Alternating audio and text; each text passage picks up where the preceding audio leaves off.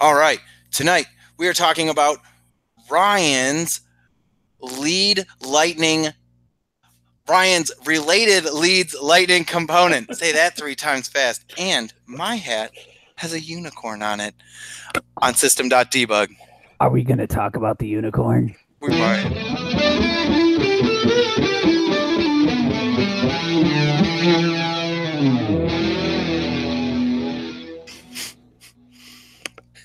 There we go. Woohoo! Yeah, I want to talk about the unicorn, man. I really like this hat. Forget this lightning. I don't even know. It's one of the girls in my house. It's either my daughter's or my wife's. I have no idea which, but either way, I like it, and I've been known to wear it to the bus stop. I've got, I'll rock the power of the unicorn, I believe. Been known to wear it to the bus stop? Do you get on a bus often? I meant like to drop the girls at the bus. Yeah, I kind of figured that. You've got to be the hit with all the. Anyone who's used to MARTA traffic, it's not really. Are we just watching Ryan? I didn't know if we were just watching Ryan or not.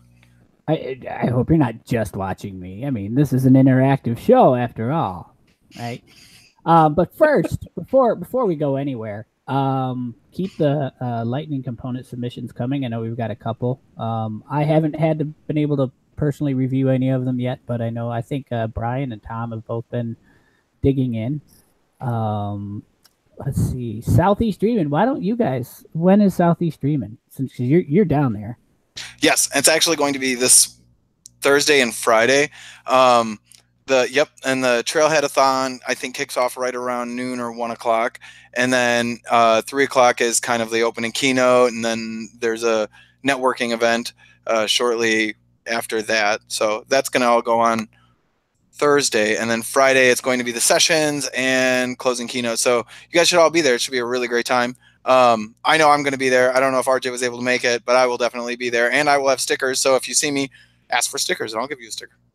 Hey, stickers. And I will have stickers next week at the Higher Ed Summit, in case you're going to be there in Washington, D.C. I will be there March 21st through 23rd, I think it is. I'm even manning the welcome booth on Friday, way early, probably too early, but I'll find out the hard way like I do all things. And then the week after that, I come home for a day. And then the week after that, or for the next week, I fly out to Trailhead DX. So I will be out there. And again, I will have stickers. Well, maybe I won't. Maybe enough people at Higher Ed will want them, and I'll give them out, and then I'll be in trouble. But other than that, I will have stickers. You're supposed to give them out. Why would I would run out. I would give all of them out. Yeah, that would be ideal. I just want to get rid of stickers. I don't want to have to bring them back. I tend to damage them in my backpack. So it's a way to do it. Yeah. So does anybody else have any other announcements? I don't think so. Brian, you got anything? No, I'm super excited to talk about and see your new component, though. Yeah, and people keep calling it my component, and really, this is not mine. So one of our members behind the scenes here at System.Debug is Tom Blameyer, and apparently he had a use case that he needed solving, and he asked one day in one of our chats, just, hey, how hard would it be for me to be able to have a custom field on account that contains like a matching email address that then you could search the leads table and then show any leads that have that email domain. And I said, I think that would be pretty simple.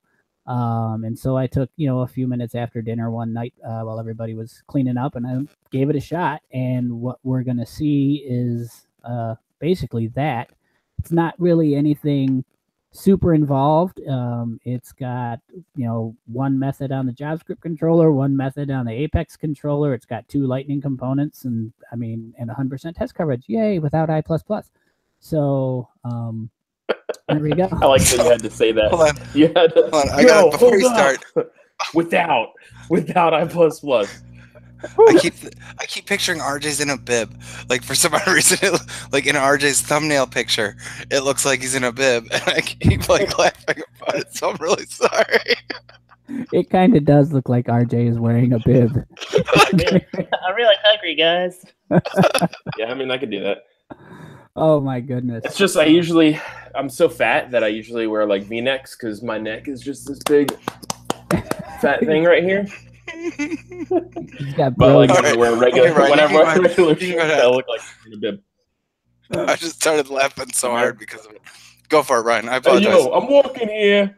Yeah, I'm walking here. I'm here. gonna attempt to screen share here. So here we go. I want to share my entire screen with y'all. And then what you should be looking at right now is basically our DevOrg's Salesforce homepage, right? Yep. And so what I'm going to do is I'm just going to click on the accounts that I've been messing with here. And I created one called Demo Group Inc., right? And you'll see when this loads, I have a list over here on the right-hand side called possible related leads. And I have a wonderful lead called Jennifer Demo. And her email address is jdemo@demogroupinc.com. And you can see that it's loaded there. I can click on view.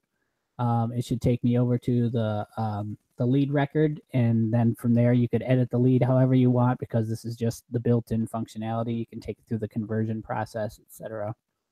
But what I wanted to show you is where the magic kind of happens. I had a couple of ways I could have done this, and I was considering using the account's website field here.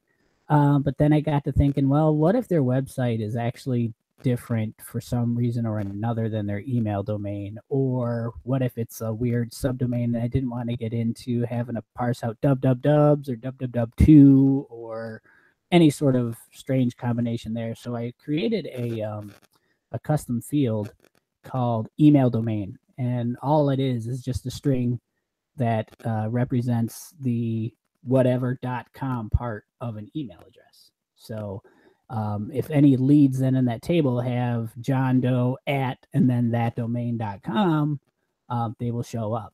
And so I showed this to Tom, and he thought, hey, that's great. What if we have like .com and .net and .org or all this other stuff?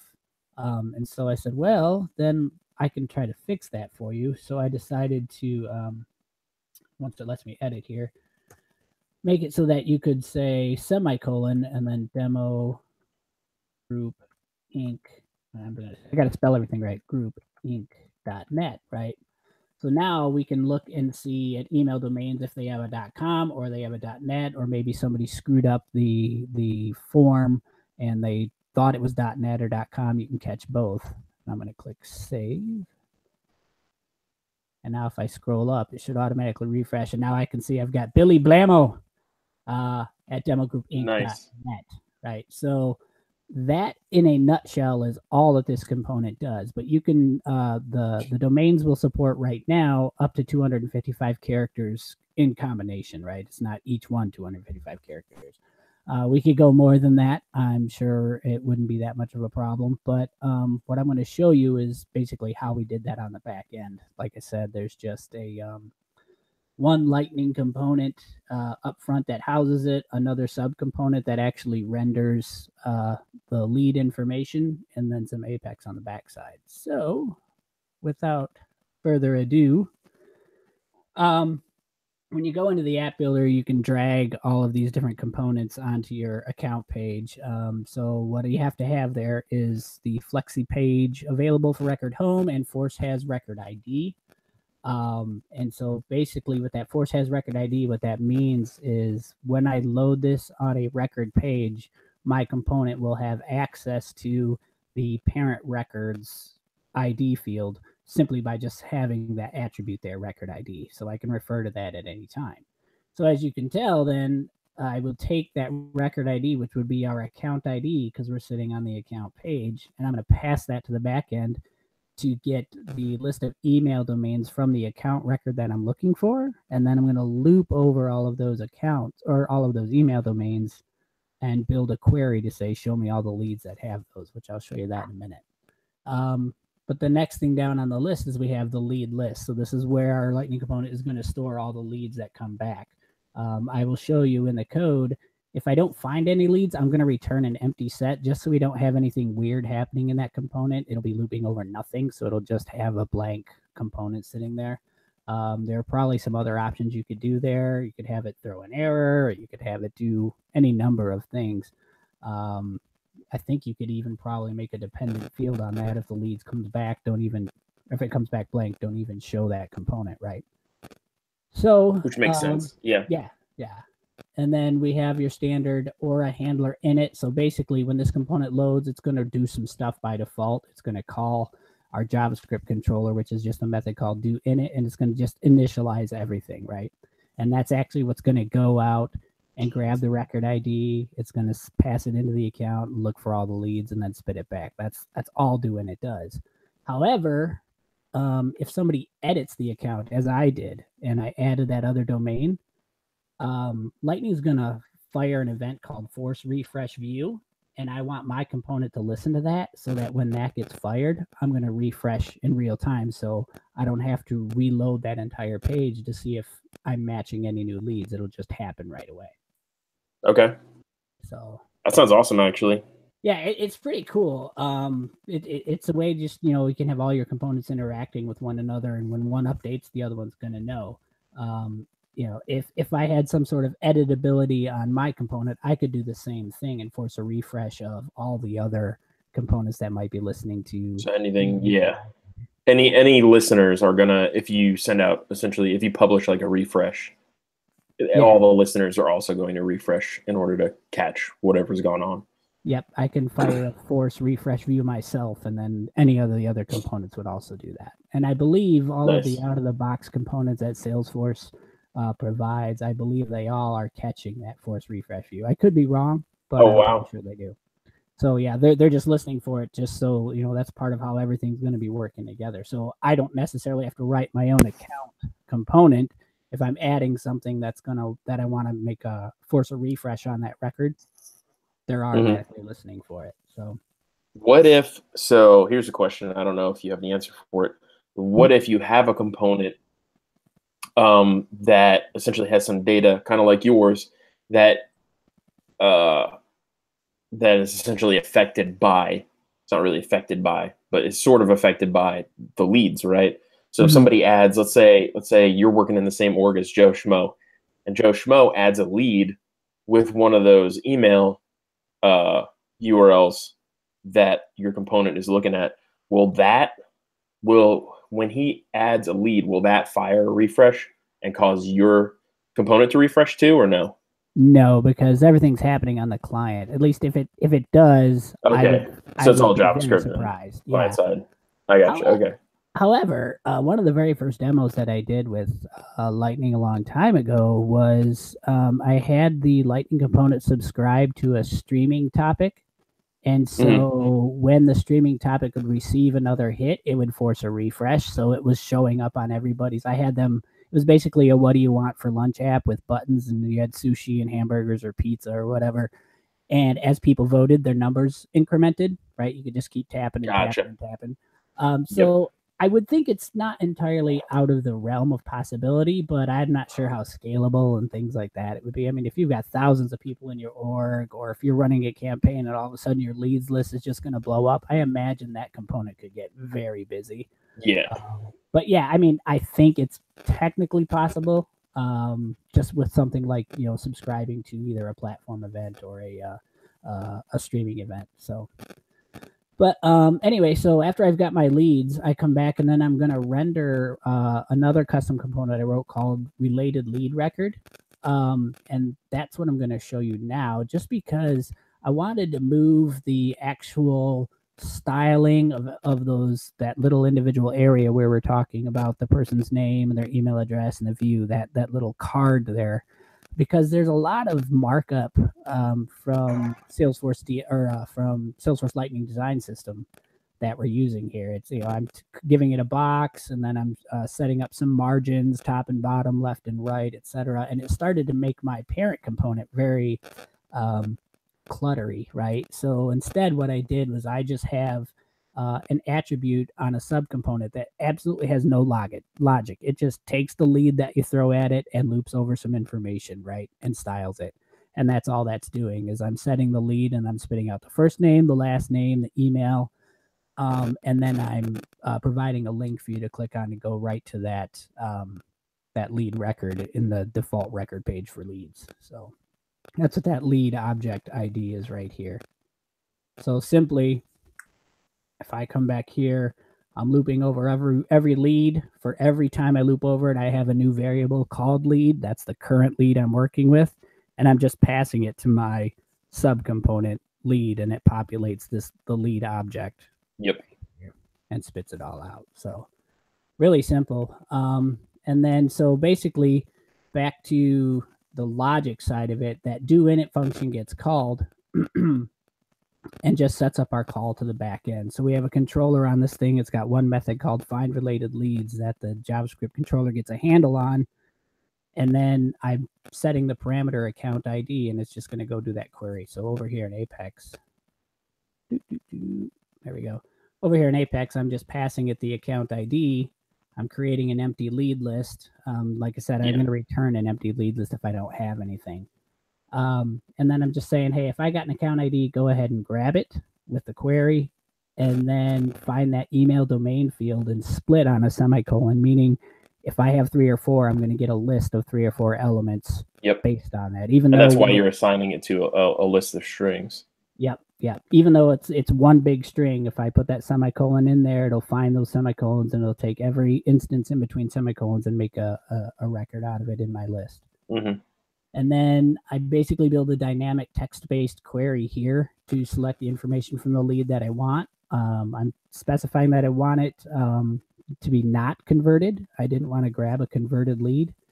And then I just say, and the email address is like, and this is the part that's kind of screwy. It'll look weird to people who aren't used to seeing this in code, but basically I have to, when you're comparing a string, you have to wrap it in quotes. And Sockwell doesn't like that a whole lot, because generally when you're working with a string in Apex, you've already got quotes. So it finds another quote and it thinks the string is done. So you have to escape it with these slashes, right?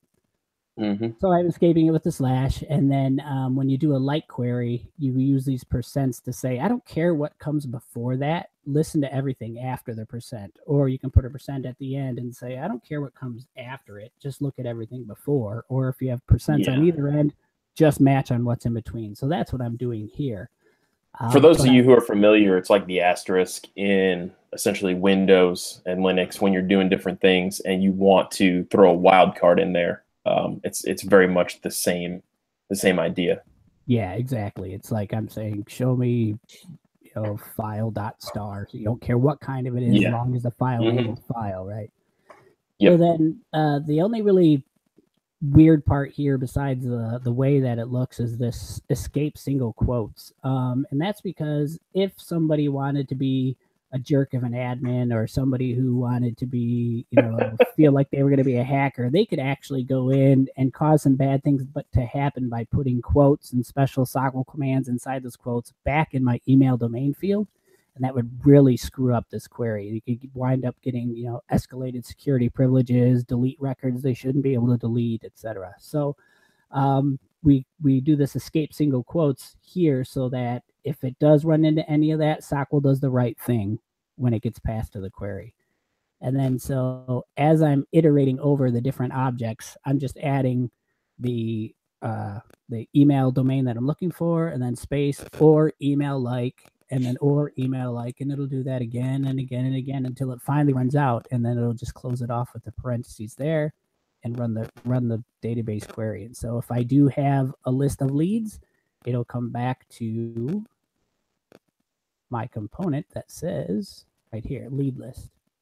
And then that's what we go ahead and loop over for, like I said, my subcomponent there. So in a nutshell, that is all that does. Now, Tom tells me his user story for this was because they taken leads from a lot of different places, and sometimes that web form is not quite up to par, not requiring the right fields, etc. So they'll get some bad data where they would normally match, like the address is blank or the company for whatever reason is blank, which I didn't think was possible, or maybe it doesn't match or something silly like that.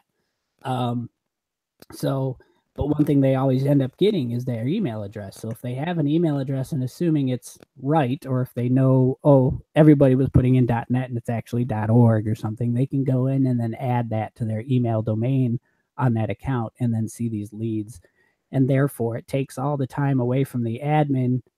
They don't have to go in and clean up with a spreadsheet and do all this comparison. It puts the ownership of that data back on the lead owners and the account owners and all that good stuff. So Nice. that's where it comes from. He's really excited to be using it. I think he's got it installed. I don't know if he's got it in a sandbox or if he just went ahead and went nuts, went into production. Put it right in. Yeah. But yeah, that's possible. We have it out on GitHub, which I'll make sure that the GitHub link gets put in the comments here afterwards down below. Brian's pointing. It already is. I also have a link to an unmanaged package. And the reason we're doing it this way is I've taken you so far. And now from here, you know, maybe you want to see something besides their email address. Maybe you want their title on there as well or something else. I'll go ahead, download that, install it, and then you modify it however you want to modify it. So what I was going to say, I didn't want to interrupt you because you're rocking and rolling. But what I was going to say is the way that Ryan's been doing things for the decade plus that he's been in Salesforce and doing all the stuff in Salesforce, that thing is clean. Like that code is sparkly. You can get in there. I guarantee you, I haven't seen this code yet. I just saw it on the screen right now. I feel like I could very easily jump in there and make some good modifications like within 5 minutes. Mm-hmm. Things that I want, just adding fields or comparing on something else. Pretty much anything. The only thing that's a little tricky was that query. But still, it's really not that. It's not mind-blowing. It's just it's a little different than I think a lot of people might be used to, especially in the Salesforce world, because you don't get a lot. You do use them, the percents. You don't see them all of the time, though. Right. So I think there might be a little hinkiness there for some people, but really, in all honesty, super clean code, super easy to follow along. And I guarantee you, if you pull that down from GitHub, or if you go to grab the unmanaged package and start editing there, you're going to have a very easy time doing that. Yeah, I tried to keep it pretty simple. At one point, Lightning doesn't normally always respect the field level security and stuff on fields. So generally in the Apex side of things, you have to then check, hey, can this user even do anything with this field? I didn't go that far in that just because there is no editing or modification that they can do there. The worst they can do is click on view. And then if they don't have the rights to see the lead or anything like that anyway, and they somehow end up on that lead page, Salesforce is already going to take, it's already going to take over for it. So I didn't bother going that route. But that is something to be aware of. And then if you wind up using something like the Lightning Data Service, I believe that supports it now. So you don't have to really worry about that anymore. But I just wanted to call that out, that there could be some extra security you could wrap around there. A quick Google away would get you what you need to. So yeah, I thought it was awesome. I feel like there's a lot that I can see personally, and I'm not like the craziest user of Salesforce. I'm not like, oh, I can use Salesforce for everything. But I feel like in this instance, there's a lot of things that I can see where this would really play into and become a useful tool.